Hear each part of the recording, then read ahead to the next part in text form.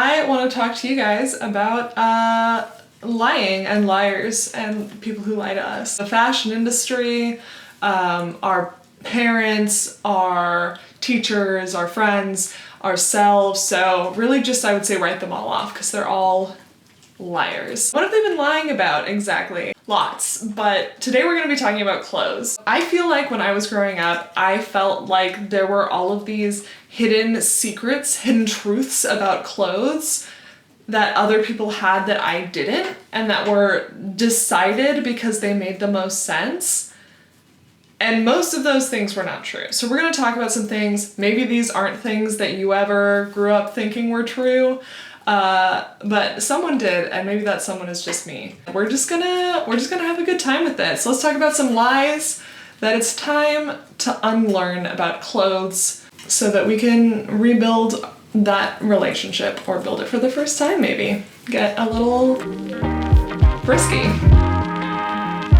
So the first lie that we were told, that I once heard a mother tell her 6-year-old daughter, and I was like, ugh. Bras are made by men for men to look at, which just isn't true. Bras are almost always designed by women. In general, support garments are invented by women. They are here for you, the person wearing them, the girl reading this, person of any gender reading this. I think there's this idea that bras are meant to be looked at, and so they're not supposed to be comfortable, and this is another one of those things where companies get off without making nice bras or comfortable bras because you think they're not supposed to be comfortable to begin with. Bras can make you feel really sexy, any lingerie can. And it can also make you feel supported, secure, more comfortable. So the next time you see a freaking bra startup serving you an ad that says, bras made by women for women, you can be like me and leave an annoying comment. I'm waiting for myself to get blocked by all of these companies for leaving these annoying comments so that they'll stop advertising to me, but it hasn't happened yet. The next one is that if clothes don't fit you, it's because your body is wrong. If you don't love shopping, or your parents don't love shopping growing up, you probably only know of a couple of different places to get each kind of thing that you shop for. So when I was growing up, as far as jeans went, I really only knew the Gap and Levi's. And so when Levi's wasn't carrying anything in my size in store, it felt like I had no options and nowhere to go. Different brands are gonna have different fit models. And I think if there's one thing I can impart on you about this one, it's that if you are trying clothes on at a store and they don't work, you can just try another store. And I think that this is such a simple concept, a hard one to commit to, because it is a bummer to have a brand and just be like, yeah, their stuff doesn't fit me, even though I like it. There are lots of examples, especially in extended sizes, where the fit model just has so much to do with how the clothes fit. Anyways, this is all to say that if you were trying on clothes at Forever 21 or at the Gap or at Levi's or wherever, and you're trying them on over and over and you're like, it just sucks because my body doesn't fit into these things, try another store.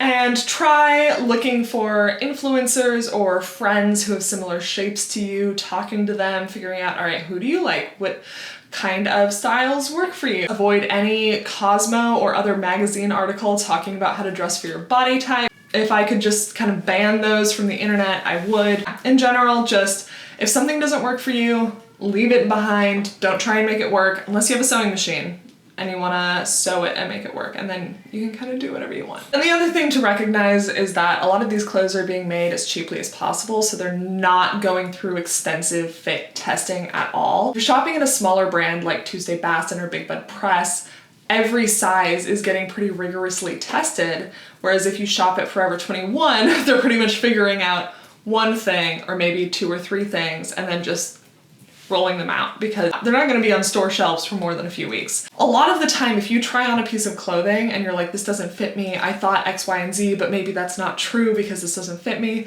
there's a good chance it's just a badly cut, badly designed piece of clothing. Lots of clothes you can try on and be like, why does this fit weird? And it's because it's a bad shirt. It's a bad piece of clothing. So much more of an emotional hurdle than anything else, I think, but seeing if you can get yourself to the point where when something isn't working, you don't blame yourself and you're able to kind of be like, all right, well, this thing doesn't work for me, and move on from it.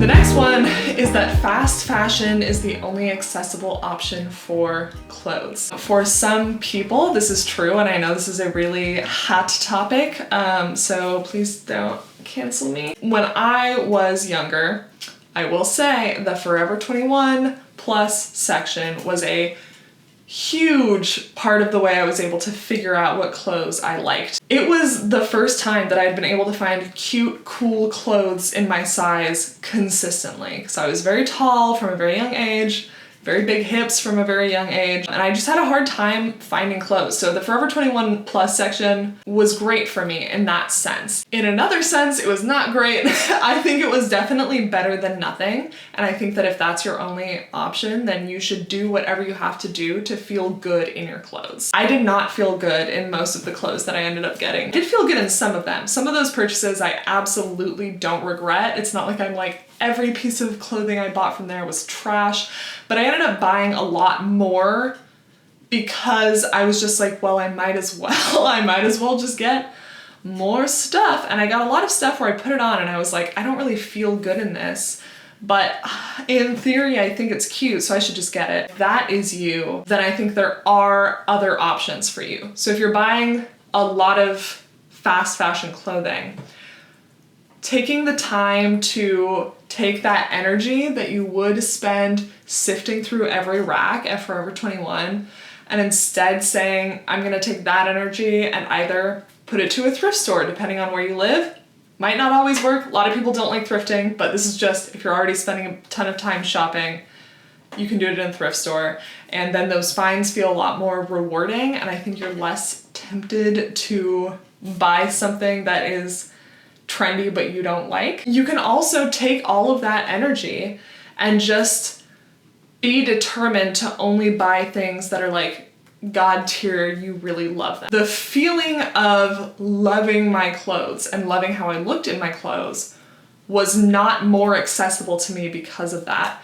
And it wasn't until I started slowing down my purchasing and putting more energy into fewer items that I was able to kind of find that sense of loving the clothes that I wore. And you can do that really at any price range, and that is so much more important than being able to get them in the first place. Where you shop is not nearly as important as trying to be picky and finding shops where they have something that you genuinely like. Unfortunately, I only have advice coming from the experience of someone who like really enjoys shopping and likes looking at clothes and fashion and spending a lot of time in there. So it's a very different experience for other people. But in general, I think that the idea that if you're into clothes, you have to go fast fashion and buy a bunch of them is not actually the best way to have a wardrobe you feel great in. So the next one is that shopping is either easy or impossible depending on who you ask. I've definitely heard both sides of this, and neither of them are really true. And I think something that we don't really think about is that shopping for clothes is a skill that you cultivate or don't cultivate. You need to cultivate it enough to be satisfied up to as much as you're interested. And I think a lot of the time we think that it's just kind of something you do blind, and that I think feels bad. It feels bad to walk into a store and not know what you want, not know what you like. So I think that the thing to keep in mind is that shopping is not inherently easy or impossible, and there are definitely spectrums of like easier and much harder depending on what size you wear. A lot of it comes down to it's a skill you have to cultivate, and you have to actively figure out what you like. And for a lot of people, they say, I don't like clothes, I don't care about them, I'm gonna wear the same thing every day. And that's also fine. Not everyone has to be into clothes. I think that if you feel like you're running into this wall where you talk to some people and they're like, shopping is so easy, you just do it. A lot of those people are probably not super happy with the things actually in their wardrobe. And that's not true for everyone, but most of the people I know who don't think about shopping don't really like their clothes that much.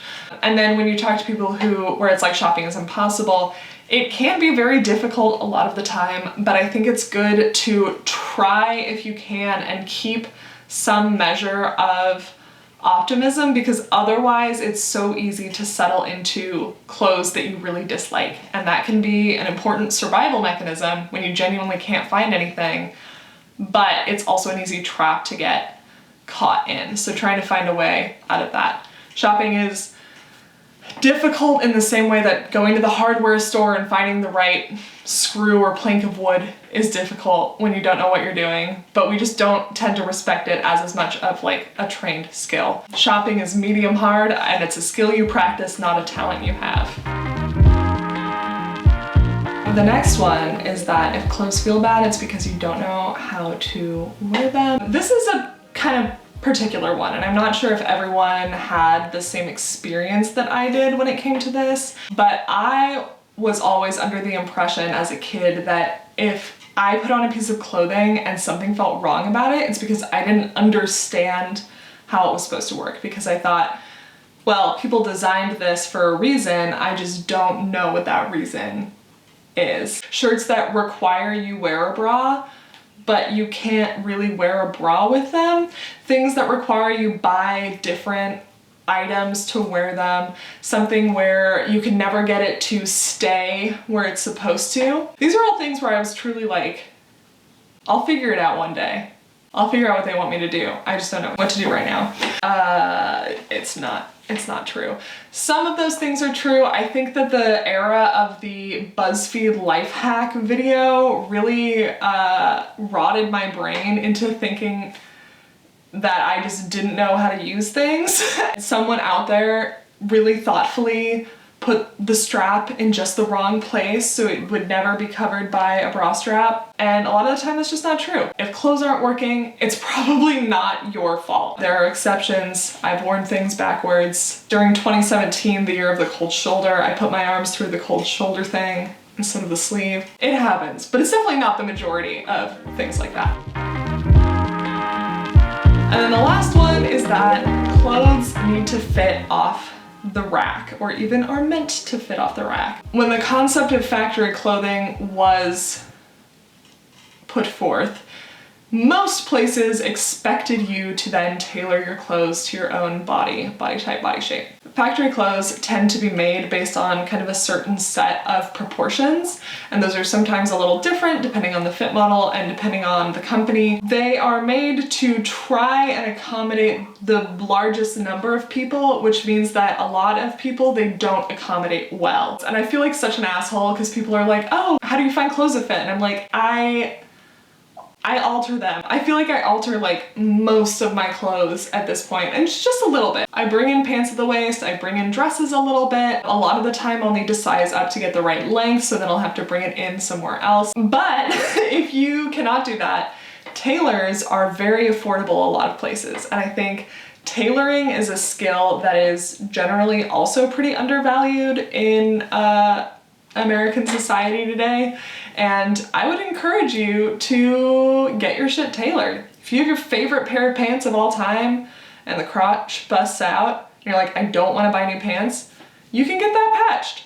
You can get your pants hemmed. You can get them brought in.